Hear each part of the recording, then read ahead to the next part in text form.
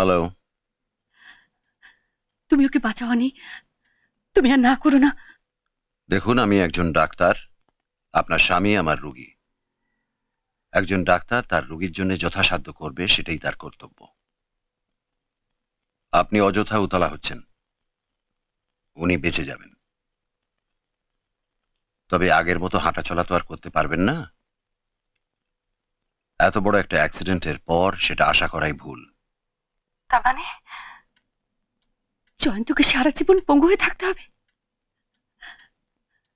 তুমি পারবে, আমি জানি তুমি পারবে। তুমি পারবে ওকে সুস্থ করে তুলতে। না না, একটা মানুষ সারা জীবনের জন্য ইনভ্যালিড হয়ে যাবে, তা আমি সহ্য করতে পারবো না। অনি, তুমি ওকে বাঁচাও। অনি, তুমি তুমি যা চাও তাই পাবে। আপনি কি আমাকে অর্থের লোভ দেখাচ্ছেন? না না, অর্থ নয়, অর্থ নয়। আমি জানি, আমি জানি তোমাকে পয়সা দিয়ে কেনা যায় না। অনি, তুমি কি জানো যে মানুষটা কারালিতে গাড়ি চালায়, যে আজ কলকাতা, কাল দিল্লি, পরশু লন্ডন করে বেড়ায়, তার কাছে তো গতি জীবন। সে যদি পঙ্গু হয়ে যায়, অকেজো হয়ে যায়, তাহলে তার কাছে তো মৃত্যুরই সমান হলো। হনি, হনি প্লিজ, তুমি তুমি ওকে বাঁচাও, তুমি ওকে বাঁচাও। আমি জানি, আমি জানি একমাত্র তুমি ওকে বাঁচাতে পারবে। আমার ডাক্তারি বিদ্যা যা বলছে আমি আপনাকে তাই বলেছি। একজন ডাক্তারের কাছে তার রোগী প্রথম এবং শেষ। তুমি ওকে বাঁচাওনি। আমি একটা শেষ চেষ্টা করে দেখতে পারি, আর যদি পারি সেটা হবে একটা মিরাকল, কিন্তু একটা শর্তে। শর্ত? জয়ন্তর জন্য আমি যে কোনো শর্তে রাজি আছি। জয়ন্ত বাবুকে যদি সুস্থ করে তুলতে পারি, তাহলে আপনি, মানে তুমি আমার কাছে ফিরে আসবে। কি রাজি? জয়ন্ত বাবুকে যদি সুস্থ করে তুলতে পারি, তাহলে আপনি,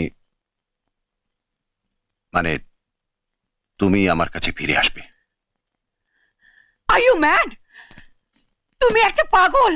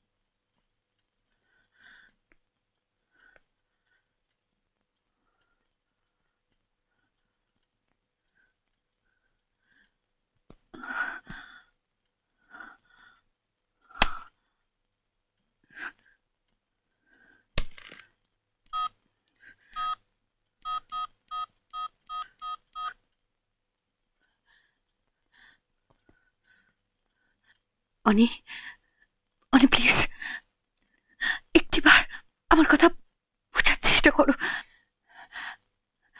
প্লিজ। একবার একবার আমাকে বোঝো। এ হতে পারে না। আমি যা বলার বলেছি। তোমার সমাজ মেনে নেবে না, সোসাইটি মেনে নিতে পারে না। সমাজের নিয়ম এক, আর আমার নিয়ম আর এক। সমাজ কি ভাবলো তা নিয়ে আমার কিছু যায় আসে না। তুমি কি আমার শর্তে রাজি?